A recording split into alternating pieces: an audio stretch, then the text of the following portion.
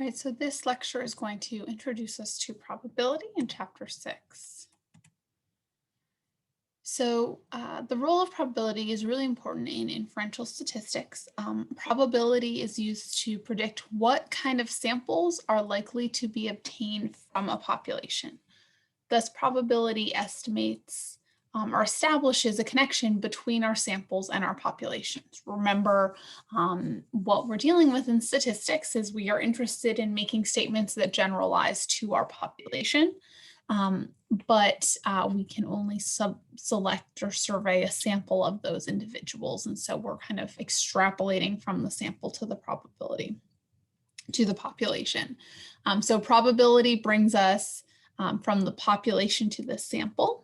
And then inferential statistics, which we'll talk about later in the semester, bring us kind of, if we have a sample, how does that get us to our population information?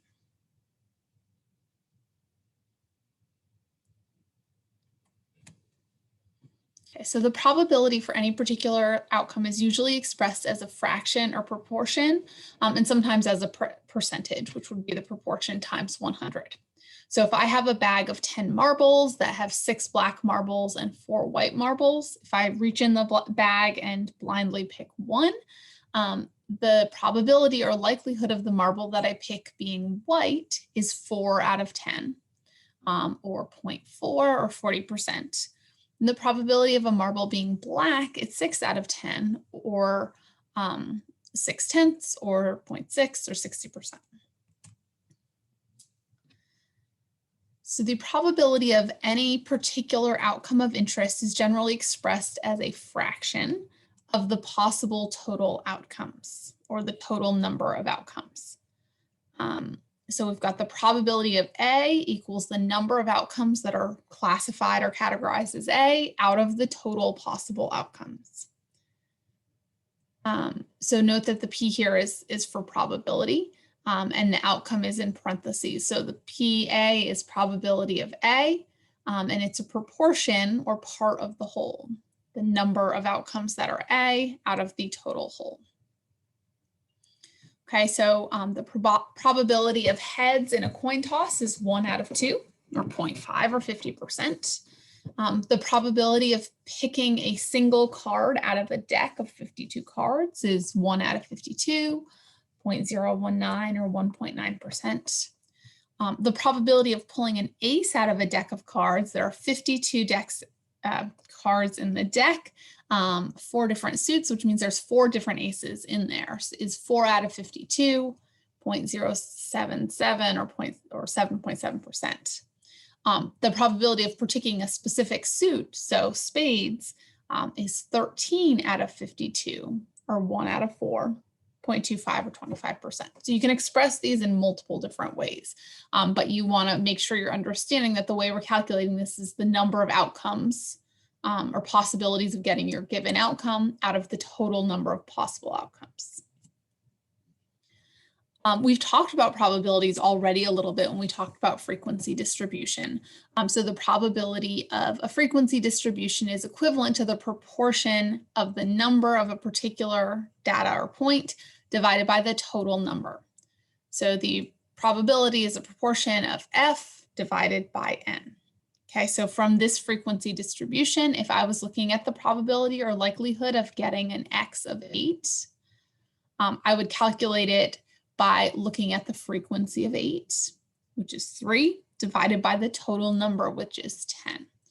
So the likelihood of getting an 8 out of this population is 3 out of 10, 0.3 or 30%. When we talk about these things, we are making an assumption that we are pulling from a truly random sample. So this requires that each individual in a population has an equal chance of being selected. Sometimes this is also called an independent sample. So it requires that each individual has an equal chance of being selected, and also that the chance of being selected is always the same, which means generally what this means is if you pull something out, pull a marble out of the bag of marbles or pull a card out of a deck, you put it back in before you pull the next one. So this is called sampling with replacements. Okay, so for example, the reason we have to think about, in this instance, sampling with replacement is, for example, if I were to draw 2 cards from a deck of cards and I wanted to know the likelihood of drawing a jack of diamonds. On my first draw, if I pulled a card out, the likelihood of drawing a jack of diamonds is 1 out of 52. If I didn't get it and I put the card aside and pulled again, well, there's not 52 cards in the deck anymore. There's only 51 because I've taken one out and didn't put it back. So the odds changes. So that would not be an independent sample or random sampling. So if the first card is replaced, if we do sampling with replacement, then that keeps the probability of each selection the same. So this is just kind of a basic assumption of these things. Okay, so we're coming back to the normal distribution again, which is a common shape for a population of scores. Note that the normal distribution is symmetrical. The highest frequency is in the middle, the mean, and it tapers off towards either extremes, and we've got our standard deviation here. So probabilities can be defined by proportions of the distribution. And probability values are generally expressed as a fraction or proportion. And in graphs, we might talk about the proportion of the area under the curve. Okay, so what proportion of scores are in this shaded area? And we can use z-score units to calculate this. Okay, so I might look at this shaded area, which is the proportion between the mean and 1 standard deviation above. If I'm using z-scores, the mean is going to be 0. This 1 standard deviation, the z-score is going to be 1. And so, for example, I know that there is always 34.13% of scores are between the mean and 1 standard deviation. We're going to talk about how we find this information, but for now, that's what you need to know. If it were the mean and 1 standard deviation below, so if I'm looking for the area over here between minus a z of -1 and the mean, it would still be 34.13 because it's a symmetrical distribution. Okay, so if a vertical line is drawn through a normal distribution, there are several things that we know. We know the line divides the distribution into 2 sections. The larger section is called the body, and the smaller section is called the tail. And the exact location of the line can be specified by a z-score. So typically we're looking between the mean and a given number of standard deviations, but we can also look at things like what percentage of people score below a specific score.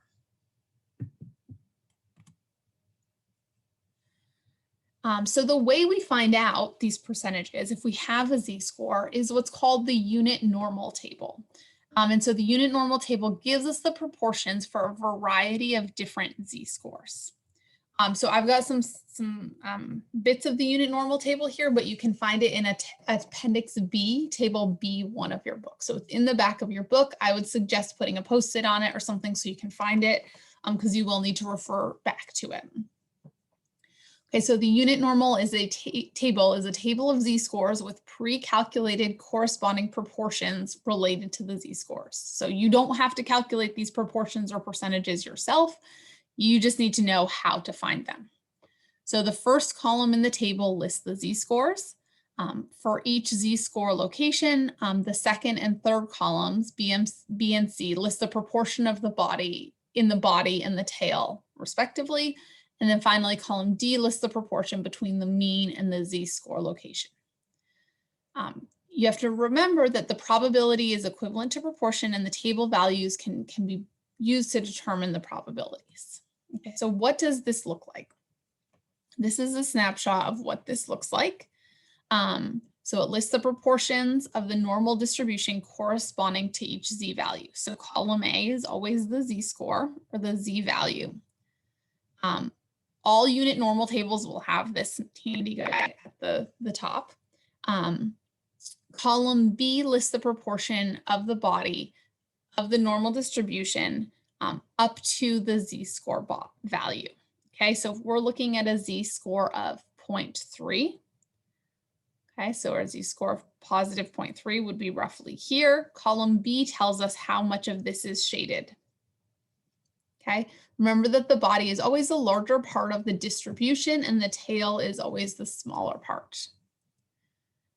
Column C lists the proportion of the normal distribution that's located in the tail of the distribution. Okay, so this would be column C. So if we stick with our z-score of 0.3, 0.6179, or roughly 62% of the scores are located in the body, right here. And then roughly 38% of the scores, or a proportion of 0.38, is located in the tail, which is that smaller point. Okay, the final thing that's listed here is column D, which lists the proportion between the mean and the z-score value. So for 0.30, we're looking at 0.11, which means that roughly 12% of scores are between the mean and our z of 0.3. Okay, so again, full table is in Appendix B. I think in the newest edition of the book, it's page 647 to 650.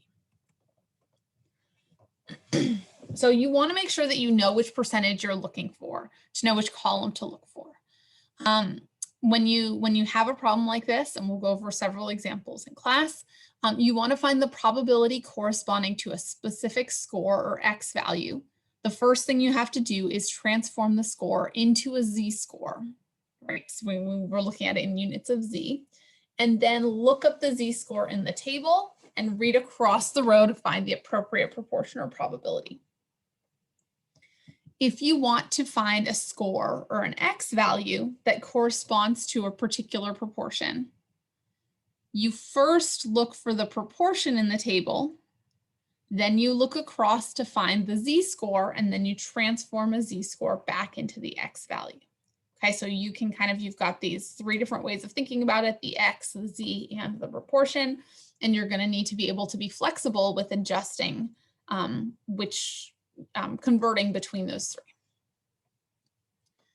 So some things to remember: the normal distribution is symmetrical. Therefore, the proportions will be the same for the positive and negative values of a specific z-score. The proportions are always in positive numbers, even if the corresponding z-score is negative, because of course we're looking at what proportion of individuals get that score. And a negative z-score means the tail of the distribution is on the left side and the body is on the right side. This is the opposite for a positive z-score, where the tail of the distribution of our positive z-score is on the right and the negative is on and the body is on the left. Okay, so regardless of where your z is located, and what I would recommend is always draw this out so that you can actually see it. Regardless of where the z is located, the body has the biggest chunk, is the biggest side, and the tail is the smallest side. So the unit normal table is useful because it demonstrates the relationship between the z-scores and the proportions. And so we can use it for finding the proportion and probability for specific z values, and also for finding a z-score location that corresponds to specific proportions. So you might use the table to look up a corresponding proportion and then figure out what the z-score is.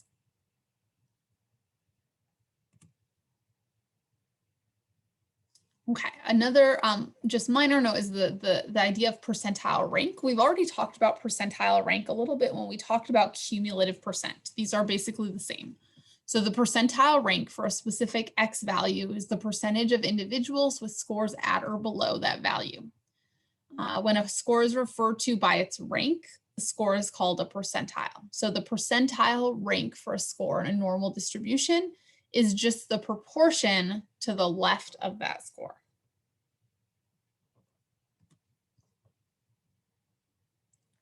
Okay, another thing to think about is the binomial distribution. Okay, so binomial distributions come from a series of observations, something like coin tosses, where there are exactly two possible outcomes.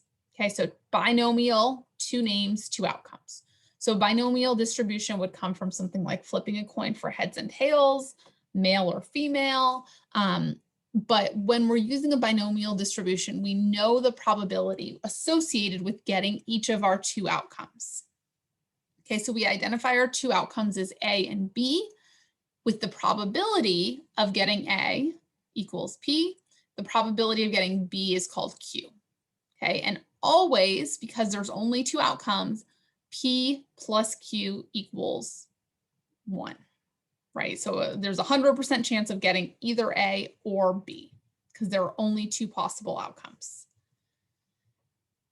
Other things to know, the N is the number of individuals or observations, and X is the number of times a category occurs. So it can be 0 all the way up to N. So the distribution shows the probability of each value of X, where X is the number of occurrences of A in a series of N observations. So what it looks like is this. If you just toss a coin a few times, you can look at the likelihood of getting either 0 heads, 1 head and 1 tail, or 2 heads. Okay, so if you toss it 4 times, there are these 3 possibilities: head, head, head, tail, tail, head, tail, tail. The likelihood of each one is 1/4 of them, but if you're looking at the number of heads, the likelihood is actually 2 out of 4 because there's 2 different ways you could get just 1 head.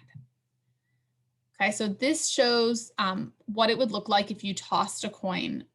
You did 4 different tosses of a coin.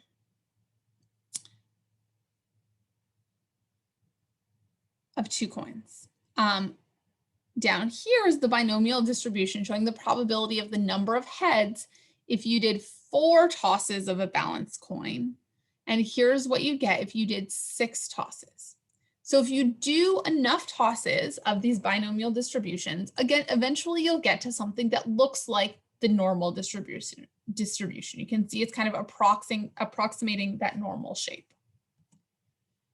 So the more tosses you have, the closer to the normal distribution it gets. And so eventually you can treat it like a normal distribution and compute z-scores and use the unit normal table. Okay, so when Pn, so the probability of A times N and the probability of Q times N are both greater than 10, the binomial distribution is closely approximated by a normal distribution with a mean of mu equals P times N, and the standard deviation equals the square root of N times P times Q. Okay, so when you have this situation, if both Pn and Qn are greater than 10, a z-score can be computed for each value of X, and the unit normal table, we can use that to determine the likelihood of specific outcomes. Okay, so we'll go over some examples of that in class, and there's some examples of your book. But finally, the final thing to discuss is just the fact that probability is really important because it establishes the link between our samples and populations. For any known population, we can determine the likelihood of getting a specific sample. So in the next chapter, we'll use this as kind of the foundation for inferential statistics. With inferential statistics, we're looking at the sample we have and asking how likely is it to get that same sample information from a general population. Okay, so this is a diagram of a research study. And so we had a sample selected from the population. This is our population's information. We take a sample from that. The sample receives treatment. Our goal is to determine whether the treatment had an effect. So if we have a sample, or sorry, the population, we know the mean for the population is 400 and the standard deviation is 20. And in our treatment sample, we find that our mean is now 410. We want to know how likely is it that that improvement would come just by chance by pulling a random group of people from our population. So if a sample has a high probability of being obtained from a specific population, then the researcher concludes that the sample is likely to have come from the population. But if our sample has a very low probability of being obtained from a specific population, then it's reasonable for the researcher to conclude that the specific population is probably not the source of the sample. Okay, so if we were using probability to evaluate the effectiveness of treatment, values that are extremely high are unlikely to be obtained from the original population. And so we see these as evidence of treatment effectiveness. So we'll talk about this more next class and how this applies to kind of going back and forth between sampling and population.